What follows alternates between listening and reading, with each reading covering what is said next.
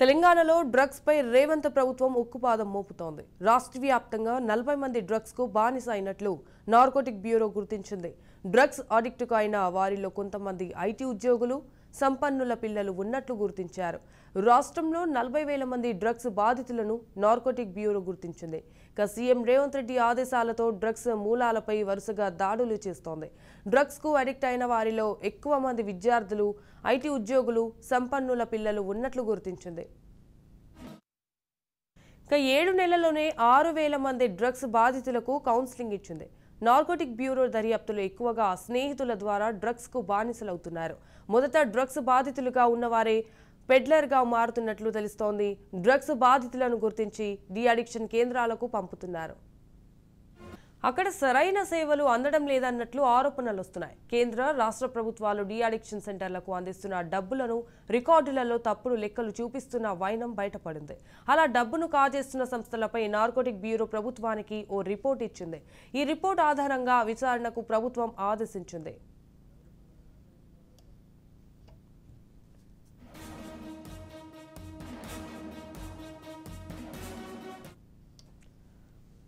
తెలంగాణలో డ్రగ్స్ పై రేవంత్ ప్రభుత్వం ఉక్కుపాదం మోపుతోంది. రాష్ట్ర వ్యాప్తంగా 40 మంది డ్రగ్స్ కు బానిస అయినట్లు నార్కోటిక్ బ్యూరో గుర్తించింది. డ్రగ్స్ అడిక్ట్ అయిన వారిలో కొంతమంది ఐటీ ఉద్యోగులు, సంపన్నుల పిల్లలు ఉన్నట్లు గుర్తించారు. రాష్ట్రంలో 40,000 మంది డ్రగ్స్ బాధితులను నార్కోటిక్ బ్యూరో గుర్తించింది. సీఎం రేవంత్ రెడ్డి ఆదేశాలతో డ్రగ్స్ మూలాలపై వరుసగా దాడులు చేస్తోంది. డ్రగ్స్ కు అడిక్ట్ అయిన వారిలో ఎక్కువ మంది విద్యార్థులు, ఐటీ ఉద్యోగులు, సంపన్నుల పిల్లలు ఉన్నట్లు గుర్తించింది.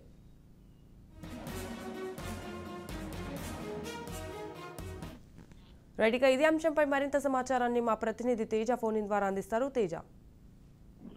సంజన, మొత్తంగా తెలంగాణ రాష్ట్రంలో కాంగ్రెస్ పార్టీ అధికారంలోకి వచ్చినటువంటి ఆ సమయం దగ్గర నుంచి ప్రత్యేకించి ముఖ్యమంత్రిగా ఉన్నటువంటి రేవంత్ రెడ్డి అయితే మాత్రం తెలంగాణలో డ్రగ్స్ అనేటువంటిది చాలా ఎక్కువగా పెరిగిపోయింది. డ్రగ్స్ బాధితులు పెరిగిపోయారు. డ్రగ్స్ వినియోగం, ఉపయోగం అనేటువంటి అంటే డ్రగ్స్ వినియోగిస్తున్నటువంటి వారి సంఖ్య పెరిగిపోతుంది. దీనివల్ల జీవితాలు సర్వనాశనం అవుతున్నాయి, భవిష్యత్తు అంధకారంగా మారిపోతుంది అనేటువంటి నేపథ్యంలో వీటన్నిటికీ చెక్ పెట్టే విధంగా కూడా ముఖ్యమంత్రి రేవంత్ రెడ్డి అయితే ఒక సీరియస్ గా దీనిపైన యాక్షన్ తీసుకోవాలని ఒక నిర్ణయానికి వచ్చినటువంటి నేపథ్యంలో నార్కోటిక్ బ్యూరో కూడా ఒక కీలకమైనటువంటి సూచన చేసినటువంటి నేపథ్యంలో మొత్తంగా అసలు తెలంగాణ రాష్ట్ర వ్యాప్తంగా ఏ విధంగా ఎక్కడెక్కడ ఈ బాధితులు ఉన్నారు, ఏ విధంగా ఉన్నారు, వీరు ఇక్కడ విక్రయాలు ఏ విధంగా జరుగుతున్నాయి, వీరన్నిటిపైన కూడా ఉక్కుపాదం మోపాలి, దాడులు నిర్వహించాలంటూ కూడా సూచన చేసినటువంటి నేపథ్యంలో నార్కోటిక్ బ్యూరో అయితే మాత్రం పూర్తి స్థాయిలో తెలంగాణ రాష్ట్ర వ్యాప్తంగా ప్రతి మూలలు కూడా జల్లెడబడుతున్నటువంటి పరిస్థితి. ఎక్కడ చూసినా గానీ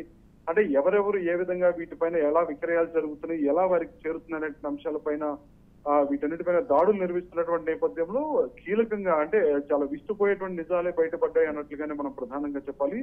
అందులో భాగంగానే ఇటు నార్కోటిక్ బ్యూరో, ఇటు తెలంగాణ రాష్ట్ర ప్రభుత్వానికి ఇచ్చినటువంటి నివేదిక అయితే మాత్రం చాలా నివేదికలో విస్తుపోయేటువంటి నిజాలు బయటకు వచ్చినట్లుగానే చెప్పాలి. ఎందుకంటే ఇప్పటి వరకు తెలంగాణ రాష్ట్ర వ్యాప్తంగా 40,000 మంది డ్రగ్స్ బాధితులు ఉన్నట్లుగా కూడా తేలింది. ఇందులో తెలంగాణ రాష్ట్రంలో కాంగ్రెస్ ప్రభుత్వం అధికారంలోకి వచ్చిన నేపథ్యంలో 6 నుంచి 7 నెలల కాల వ్యవధిలోనే 6,000 వరకు కూడా ఇప్పటి వరకు అంతమందికి అంటే 6,000 మంది బాధితులకు కొంత కౌన్సిలింగ్ కూడా ఇచ్చినటువంటి పరిస్థితులే కనిపించాయి. అయితే వీటిల్లో ఏంటంటే కొత్త యుక్త వయసుకి సంబంధించినటువంటి వారు ఉన్నట్లుగా తేలింది. అదేవిధంగా ఈ డ్రగ్స్ కు బానిస అవుతున్నటువంటి వారిలో ఎక్కువగా సంపన్నుల పిల్లలు ఉన్నట్లుగా కూడా అంటే జలసాలకు అలవాటు పడి సంపన్నుల పిల్లలు ఉన్నట్లుగా కూడా తెలుస్తుంది, అంటే గుర్తించినట్లుగా తెలుస్తుంది. ఇక ఐటీ ఉద్యోగులు కూడా ఉన్నారు.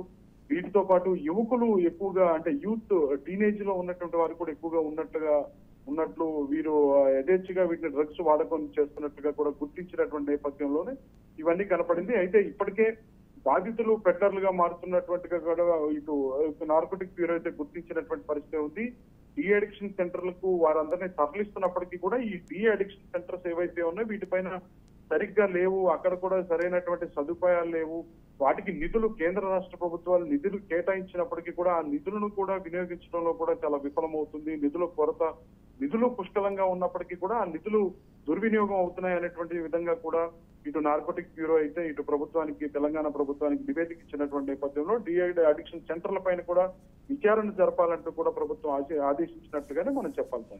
ఎస్ తేజ, అయితే అక్కడ సరైన సేవలు అందడం లేదన్నట్లు ఆరోపణలు వస్తున్నాయి. మరి కేంద్ర రాష్ట్ర ప్రభుత్వాలు డీ అడిక్షన్ సెంటర్లకు అందిస్తున్న డబ్బులోని రికార్డులలో తప్పుడు లెక్కలు చూపిస్తున్న వైనం అయితే బయటపడింది. మరి అలా డబ్బును కాజేస్తున్న సంస్థలపై నార్కోటిక్ బ్యూరో ప్రభుత్వానికి అంటే ఎలాంటి రిపోర్ట్ ఇచ్చింది? అంటే ప్రధానంగా చూసినట్లయితే ఎందుకంటే ఇప్పటికే తెలంగాణ రాష్ట్ర వ్యాప్తంగా 40,000 మంది బాధితులను గుర్తించినటువంటి పరిస్థితి ఉంది నార్కోటిక్ బ్యూరో. అదేవిధంగా కాంగ్రెస్ ప్రభుత్వం అధికారంలోకి వచ్చిన 6 నుంచి 7 నెలల కాల వ్యవధిలోనే 6,000 మందికి అంటే 6,000 మందికి కౌన్సిలింగ్ ఇచ్చినట్టుగా కూడా ఇటు తెలంగాణ ప్రభుత్వానికి ఇటు నార్కోటిక్స్ బ్యూరో అయితే నివేదిక ఇచ్చినటువంటి పరిస్థితి ఉంది. అంటే చాలా మందిని వీరందరికీ కూడా అంటే వారు ఏ విధంగా కూడా ఈ డ్రగ్స్ స్వీకరిస్తే ఎలాంటి పరిస్థితులు ఉంటాయి, ఎలాంటి పరిణామాలు సంభవిస్తాయి, ఏ విధంగా అనారోగ్య కారణాలు, ఎలాంటి అనారోగ్య సమస్యలు వస్తాయనేటువంటి అంశాలపైన అయితే మాత్రం ఇటు పూర్తి స్థాయిలో వారందరికీ కూడా వివరించేటువంటి ప్రయత్నం చేస్తున్నప్పటికీ కూడా అంటే గత ప్రభుత్వంలో ఈ విధంగా ఈ కేంద్ర రాష్ట్ర ప్రభుత్వాల నుంచి వచ్చినటువంటి విడుదలైనటువంటి నిధులు ప్రత్యేకంగా ఈ డీ అడిక్షన్ సెంటర్స్ ఏవైతే ఉన్నాయో అక్కడ పూర్తి స్థాయిలో ఫెసిలిటీస్ లేరు, కౌన్సిలర్స్ కూడా లేరు, వారికి కూడా జీతాలు కూడా సరిగ్గా ఇస్తున్నటువంటి పరిస్థితి లేదు. అదేవిధంగా అక్కడ ఎవరైతే వారిని అక్కడ డీ అడిక్షన్ సెంటర్స్ కు పంపిస్తారో అక్కడ సరైనటువంటి సదుపాయాలు లేకపోవడం, అక్కడికి ఎవరినన్నా ఈ ఎడిక్షన్ కు గురైనటువంటి వారిని అక్కడ ఉంచాలని చెప్పినప్పటికీ కూడా ఆ సరైన సదుపాయాలు లేకపోవడం, వారిని పూర్తిగా ఇవన్నీ లేకపోవడం వల్ల అయితే మాత్రం అక్కడ డీ అడిక్షన్ సెంటర్స్ కి పంపించినా గానీ ప్రయోజనం లేదు అనేటువంటి వ్యాఖ్యలే వినిపిస్తున్నటువంటి నేపథ్యంలో ఈ కేంద్ర రాష్ట్ర ప్రభుత్వాల నుంచి వచ్చినటువంటి నిధులు కూడా అసలు ఎలా దారి మళ్ళాయి అనేటువంటి అంశం పైన, అసలు ఎందుకు ఈ విధమైనటువంటి పరిస్థితులు ఏర్పడ్డాయి అనేటువంటి అంశం పైన కూడా ప్రభుత్వం అయితే చాలా సీరియస్ గా ఉన్న నేపథ్యంలో వాటిపైన కూడా విచారణ జరగాలి. అసలు ఆ నిధులు అన్ని కూడా ఎటు దారి మళ్ళాయి, ఏ విధంగా దారి మళ్ళాయి, వేటికి వినియోగించారు, ఎందుకు వీటిని ఇక్కడ ఉన్నటువంటి పరిస్థితులను ఎందుకు పట్టించుకోలేదు అనేటువంటి అంశం పైన అయితే మాత్రం ఇటు తెలంగాణ రాష్ట్ర ప్రభుత్వం అయితే పూర్తి స్థాయిలో దర్యాప్తు చేయాలని చెప్పినట్లుగానే మనం చెప్పాలి. Right, thank you for the updates Teja.